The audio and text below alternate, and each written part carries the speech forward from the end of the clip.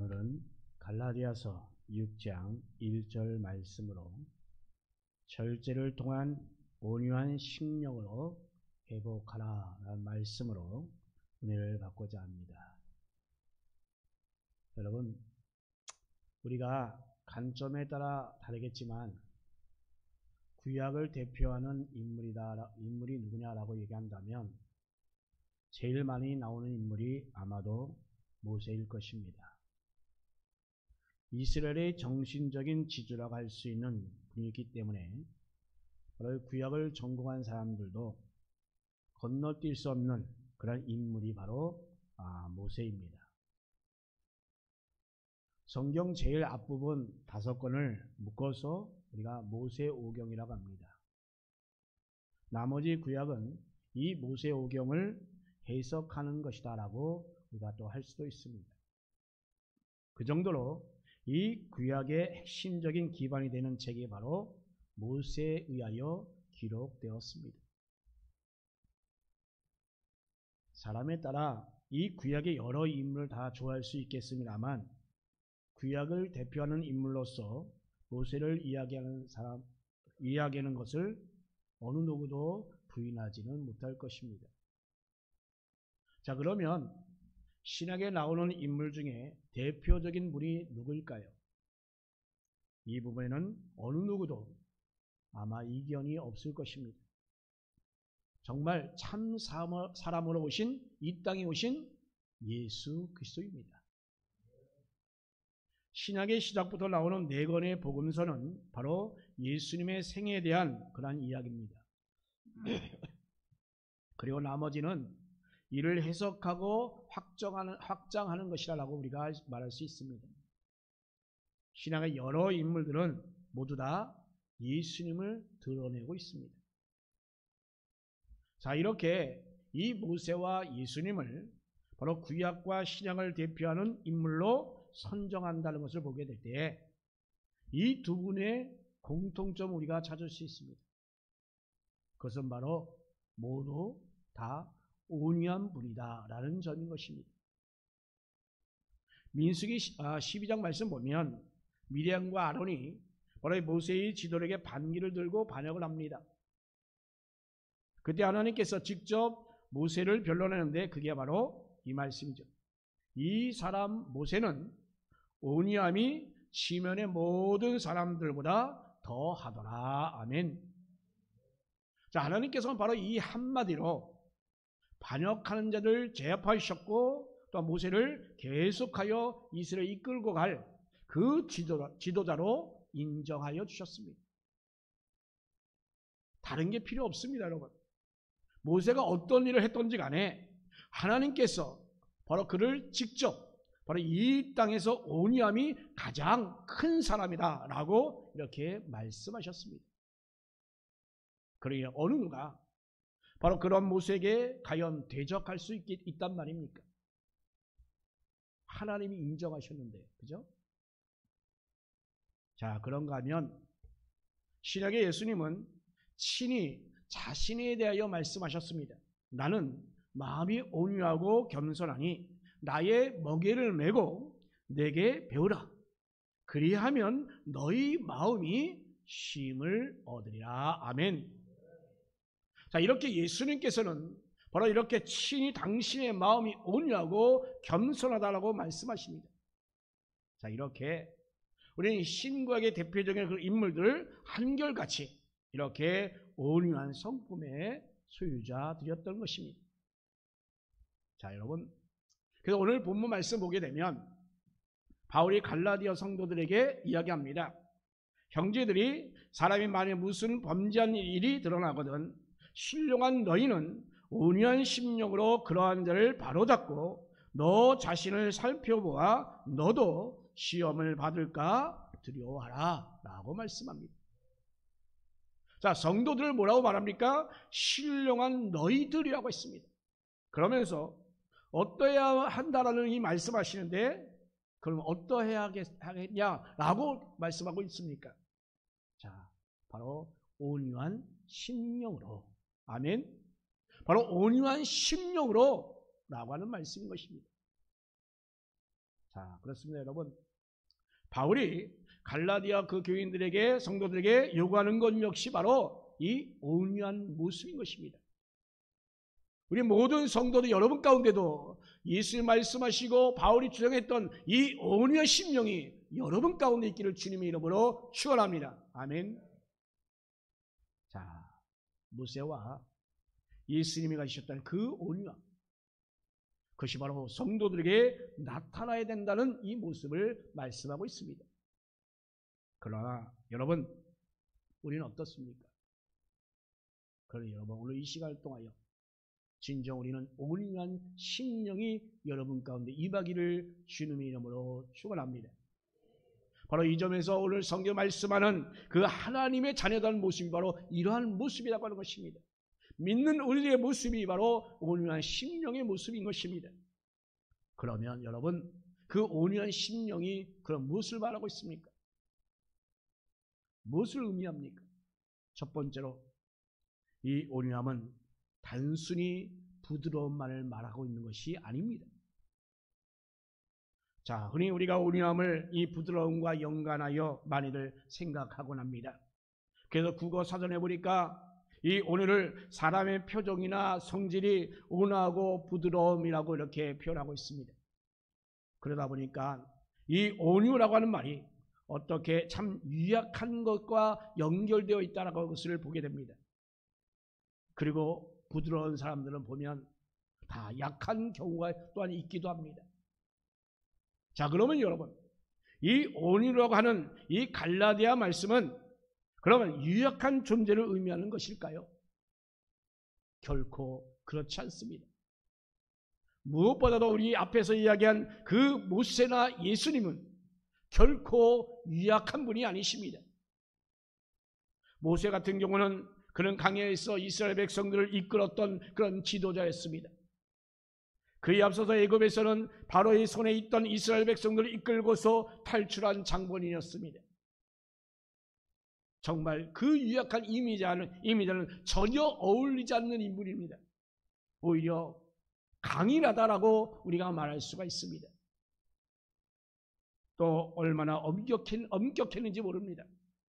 이스라엘 백성들이 금송아지를 만드는 그 사건이 있을 때에 이 모세는 하나님께 받아왔던 그 언약의 돌파를 던져 깨트려버렸습니다. 그리고는 금송아지를 가루로 만들어서 그것을 물에 뿌리고 백성들에게 마시게 하였습니다.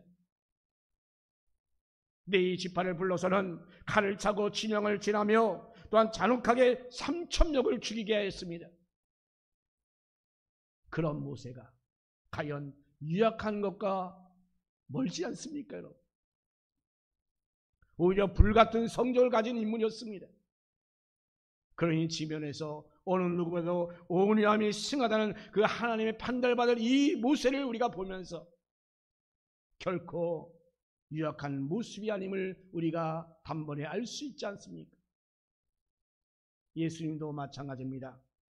여러분 잘 알고 있는 성전 정화 사건, 그것을 예로 들 수 있습니다. 보통 사복음 속에 나오는 이 사건이 우리가 한 번만 있던 것으로 알고 있으면, 그러나 공간복음, 마태, 마가, 누가복음에 보면 이 십자가를 지시기 바로 전에 예루살렘 입성하실 때 그 일이 우리가 잘 알고 있는 내용입니다.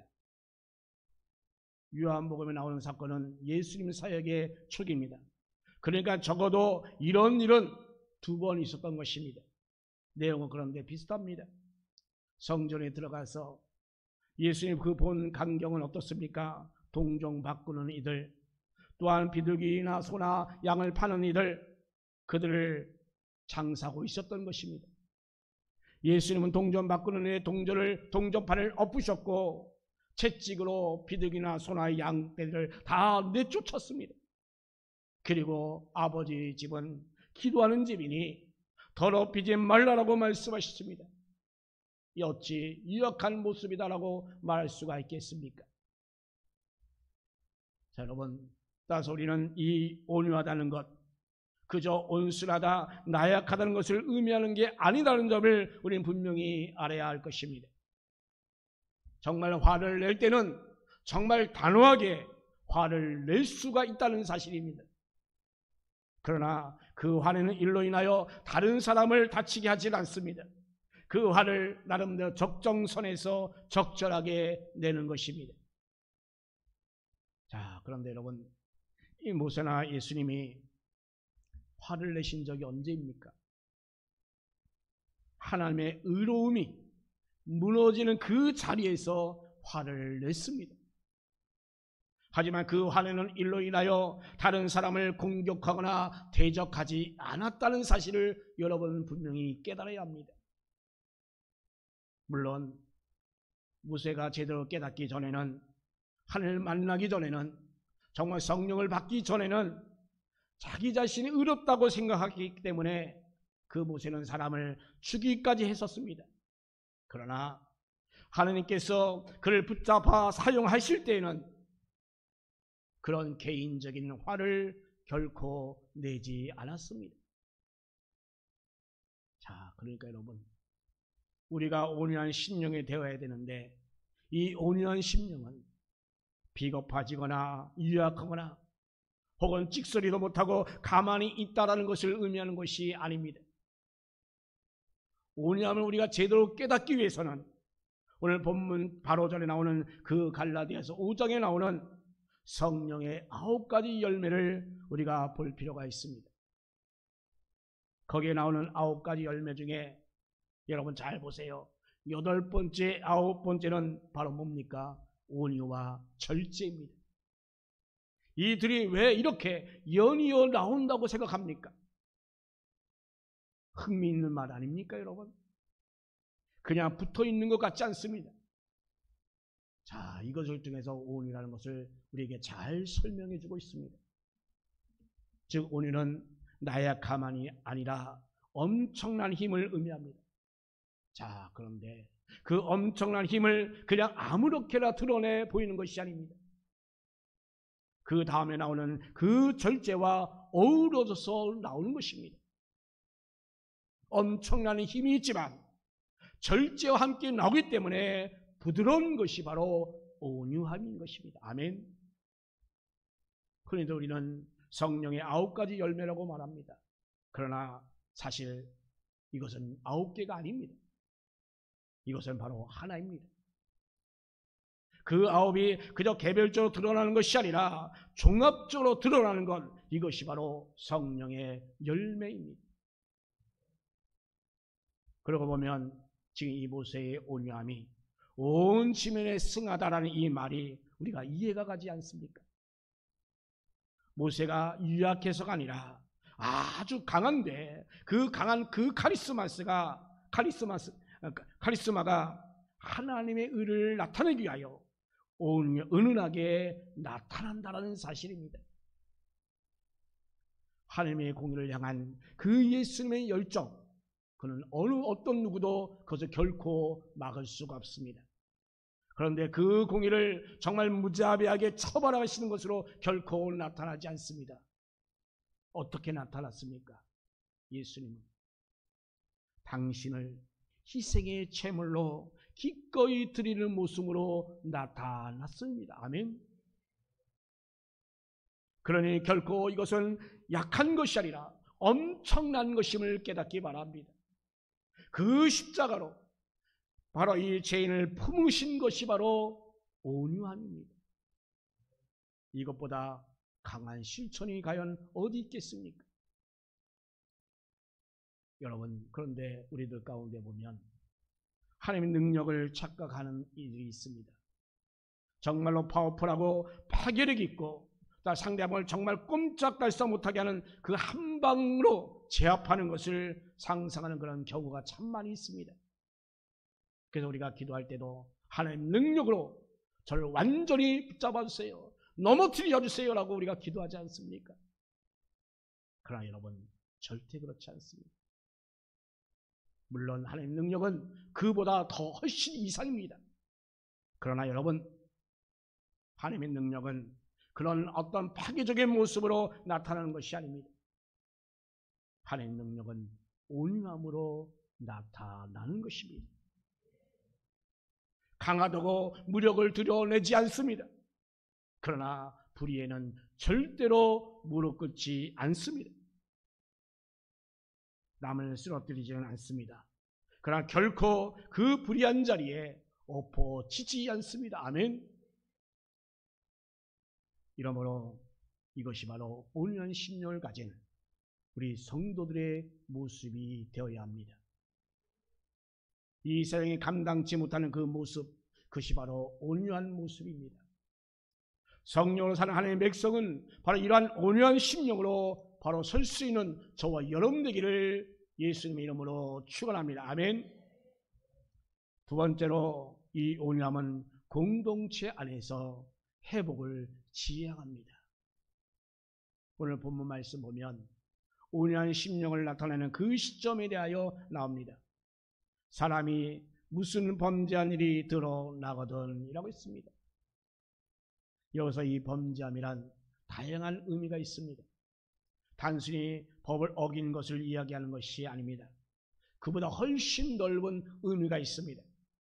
바로 교회 공동체에 보낸 편지라고 하는 점을 우리가 염두에 둘 때 우리가 생각해 볼 수 있는 것은 뭐냐? 바로 음행, 분냄, 시기, 다툼, 술 취함 등과 같이 우리의 육체에 속한 그 죄들을 의미하는 것입니다. 또한 복음의 그 원칙을 저버리는 위선적인 태도를 말하고 있습니다. 그리고 그 당시에 그 초기 교회들이 가졌던 분열, 이단, 어떤 무분별한 그 비판 등과 같이 우리 신앙 공동체를 파괴하는 그런 일들을 이야기하기도 하는 것입니다. 마지막으로 한순간의 실수로 유혹에 넘어가는 그 실적 또한 포함되어지는 것입니다. 굳이 여기서 이야기하면 형사법의 저촉을 받는 것이라기보다는 우리 교회의 공동체를 정말 무너지게 하는 여러 불미스러운 것들을 다 이야기한다라고 말할 수가 있는 것입니다. 자, 그런데 여러분, 그런 일에 대해서 우리가 흔히 갖고 있는 것은 뭡니까? 대놓고 정죄하는 경우가 우리 얼마나 많이 있습니까? 아, 저 사람 신앙 장 제대로 못, 저게 뭐야? 하지 않습니까, 여러분? 믿는다고 하면서 왜 그렇게 해? 여러분, 우리가 옳고 그름을 가리는 것, 이것으로 정의의 선의 명분을 세운다고 우리가 말들 합니다. 그리고 그래서 우리는 정죄하고자 합니다. 그 단적인 예가 뭡니까? 가늠한 여인을 예수님 앞으로 끌고 왔습니다. 끌고 간 그 유대인들의 그 모습이 바로 대표적인 것입니다. 그들은 한결같이 이러한 죄를 지은 여인은 돌로 쳐 죽게 된다라고 하지 않습니까? 그런데 여러분, 그들의 마음속에는 이미 판결가 다 내려놓은 상태입니다. 그러고 나서 예수님께 지금 묻고 있는 이유가 뭘까요? 자신들이 맞다고 하는 것을 증명하는 것에 지나지 않는다는 겁니다. 여러분. 이런 정죄가 우리 가운데 얼마나 일반적이었습니까? 가장 쉬운 일이다라고 우리는 그러면서 정죄하고 구분하고 분리하고 분열합니다. 비판까지 합니다. 그러나 여러분, 이런 자들의 그 모습은 성령의 은사인 온유한 자의 모습이 결코 아닌 것입니다. 대놓고 정죄하지 않는다 할지라도 뒤에서 수군거릴 때가 우리가 얼마나 많이 있습니까?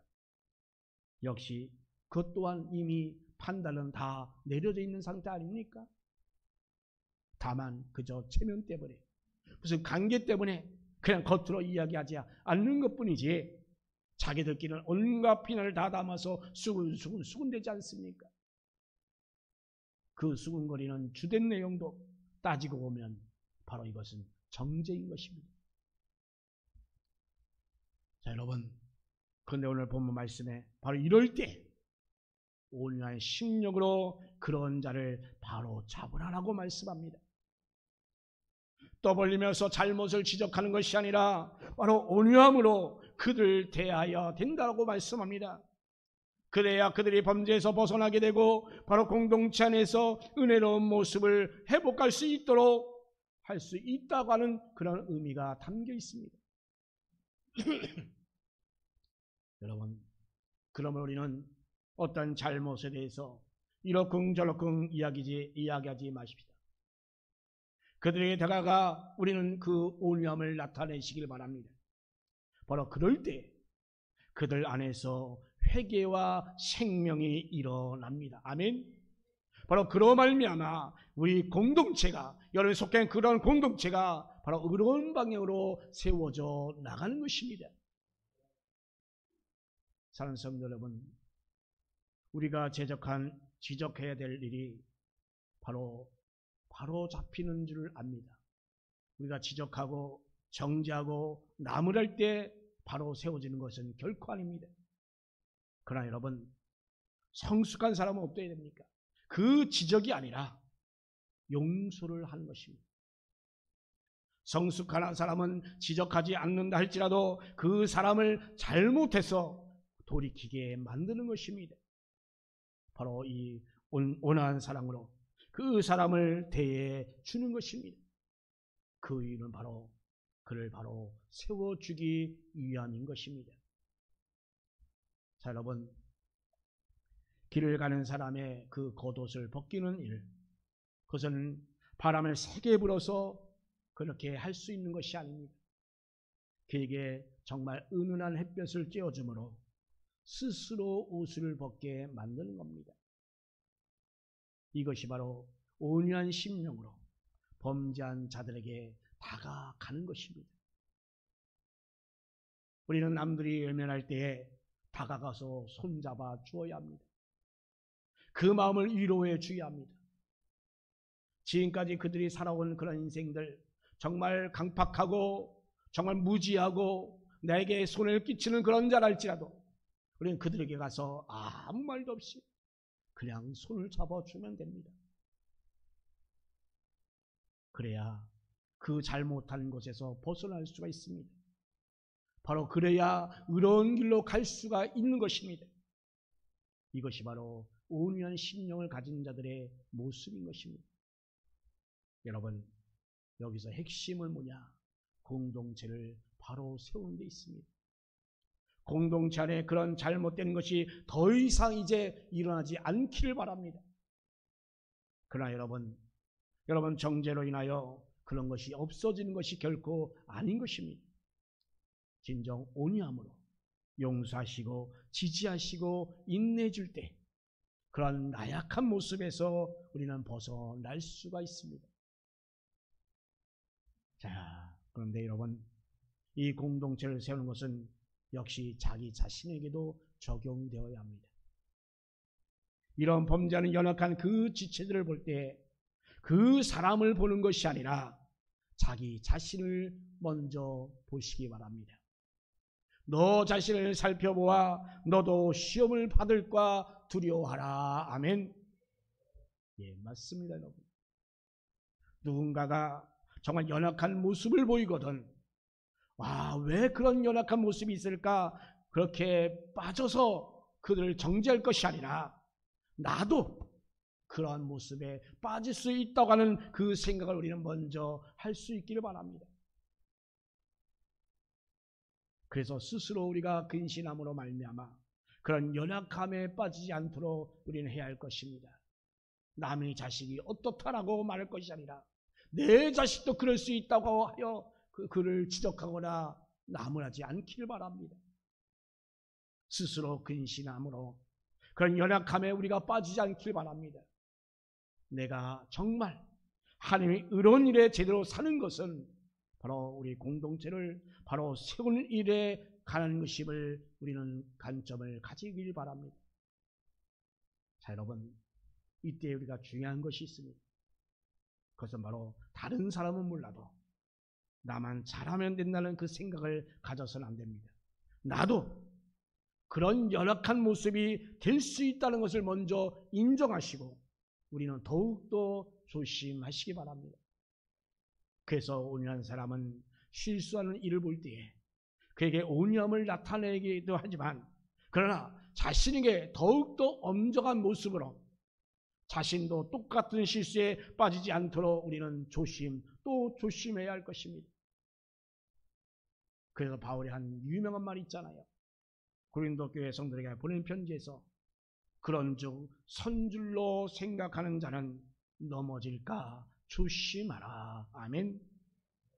사랑하는 성도 여러분, 자신은 제대로 섰기 때문에 넘어지는 다른 사람과 같지 않다는 그러한 교만함을 우리가 가질 때에 우리는 분명히 넘어진다는 사실입니다. 넘어지는 이들을 볼 때 나도 그럴 수 있다는 연약한 존재라는 것을 여러분 깨닫기 바랍니다. 그러면서 하나님 앞에서 진정 나의 마음을 온전히 바로 세워 나가시기 바랍니다. 바로 그것이 온유한 심령을 가진 사람인 것입니다. 조금 더 확장해서 보면 이 사회적인 현상에서도 역시 동일합니다. 서로 생각이 다른 이들을 중화하는 것으로는 이 사회를 결코 건강한 공동체로 세워나갈 수 없습니다. 우리 생각이 다르다 할지라도, 그리고 그렇게 생각이 다름으로 인하여 실수가 나타난다 할지라도 우리는 온유한 심령을 잊어버려서는 안 됩니다. 정말 우리가 생각하기에 문제도 많고 자격도 없는 사람이 대통령이 되었습니다. 그렇게 생각도 할 겁니다. 그럼에도 불구하고 여러분, 그를 중요할 것이 아니라 바로 온유함으로 여러분 그를 위하여, 이 나라를 위하여 기도할 수 있는 그런 온유한 마음이 저와 여러분 가운데 있기를 간절히 바랍니다. 자, 여러분, 우리가 어떤 사람을 살리기 위해서는 그 사회를 직접 가서 우리가 살릴 수는 없지만, 그러나 그 사회를 살리고 그 공동체를 살리고 그 심령을 살리는 것은 바로 내가 온유한 모습으로, 온유한 심령으로 대하고 생각하고 나아가는 그 심령이 될 때에 그것이 바로 온전히 가능하다는 사실을 여러분 깨닫기 바랍니다. 그래서 그 연약한 이를 세워주고 자신의 연약함을 돌봄으로 함께 세워나갈 수 있는 모든 성도 여러분 되기를 주님의 이름으로 축원합니다. 우리가 이렇게 온유한 심령이 될 때에 하나님 나라는 진정 평화의 나라로 이 땅에서 온전히 세워나갈 수 있다는 그 믿음을 가지고 온전히 온유한 심령 여러분 되기를 예수님의 이름으로 축원합니다. 아멘.